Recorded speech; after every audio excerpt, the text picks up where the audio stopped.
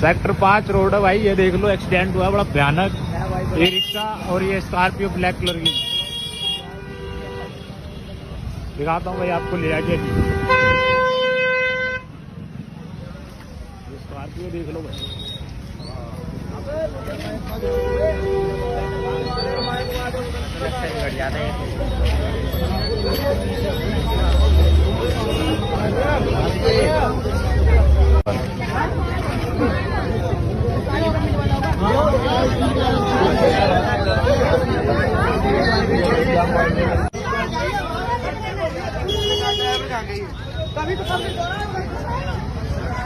की हालत देख लो भाई, ये देखो क्या हाल हो रखा है स्कूटी का।